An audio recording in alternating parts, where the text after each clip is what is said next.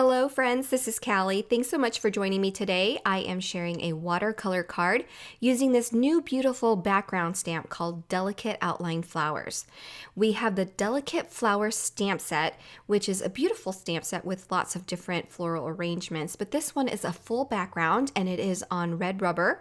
So I have taken the foam insert out of my MISTI so that I can use the red rubber stamp and stamp on some watercolor cardstock. I'm using Fawn JELLYFISH ink as my favorite no-line ink color. It's a hybrid ink, so it'll work well with Copics and watercolor. So I've stamped it several times. I didn't exactly show that, but I wanted to save you the time because we're going to show you some real-time watercoloring here. I've got my necessary tools for watercoloring, just a jar of water, my stamp chamois or a paper towel if you don't use a stamp chamois, and then I've got my paintbrush, which is a number 4 silver black velvet, and I've got my favorite Daniel Smith colors here, and I am just going to wet it down. I'm using my stamp chamois to remove any excess water that I don't want to use. So I've added plenty of water into my little half pan of paint, and that will get itself working into the paint and softening the paint up so that I can pick it up with the tip of my brush. And I barely have any on my brush right now, so a little bit goes a long way. I'm just adding it to the nooks and crannies, and for now we're just going to ignore all the stamen of the flower. I know watercoloring takes a lot of time and a lot of patience. As you can see, I am working really slowly. And actually, if you want to know truthfully, it took me 2 hours and 45 minutes to film this card. So it does require a lot of patience and it does go very slow. But if you just focus on one petal at a time, it's actually quite relaxing if you find painting relaxing. And so just be patient, go one petal at a time, and eventually you'll get there. So as you can see, I had dipped my brush into the water to get more water and then to help me get that pigment moving.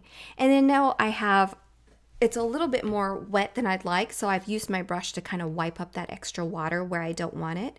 And then going back into my half pan to get more pigment if I want it a little bit brighter or more saturated in color. And I'm just going to move that color around, adding liquid and removing liquid with my brush wherever it needs. And then if it doesn't blend well, I just go back in with a damp brush and I'm just moving it around again. So this is real live time. It's a very slow process, like I said, but just be patient and work one petal at a time and you will get through it. I'll be speeding up and cutting a lot more out as we go because the entire panel is going to be watercolored. So I'm just going to work a little bit faster and give you some tips, and hopefully that'll help encourage you to not be too intimidated by watercolor. And of course, you can always start out with a large bloom, which will help you with lots of practice. This does take a lot longer when there are smaller petals and there are so many flowers. So on this particular petal, I wanted to show you there is a curvature to the petal.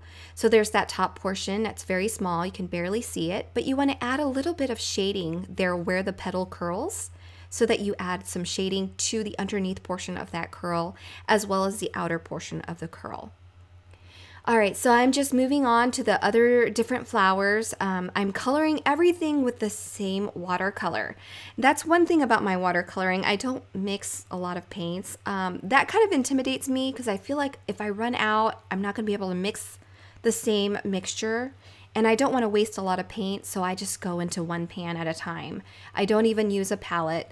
I know a lot of people do it a little bit differently, but this is just my personal preference, and I hope you find it helpful. I really enjoy watercoloring this way. It's low stress for me, and I don't have to worry about cleaning up a big mess.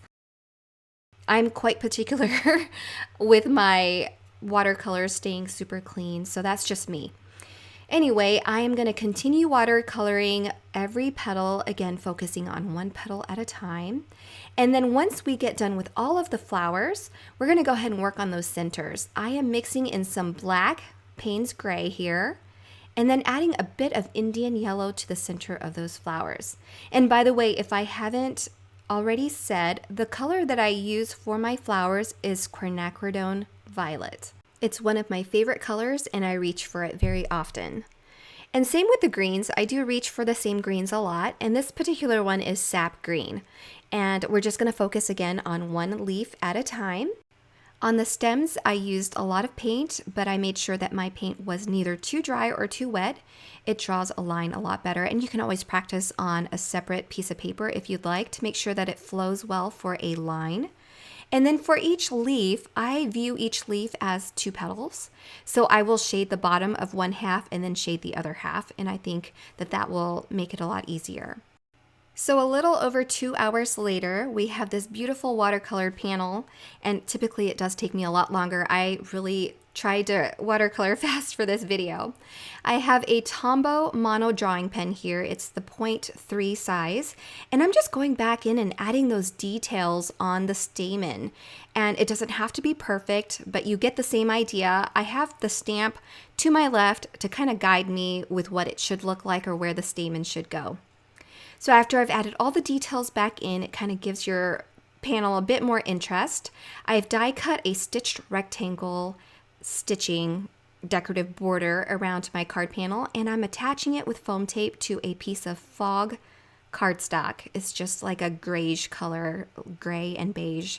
And now we have this You Are Enough die, and it is new from the rainbow release as well.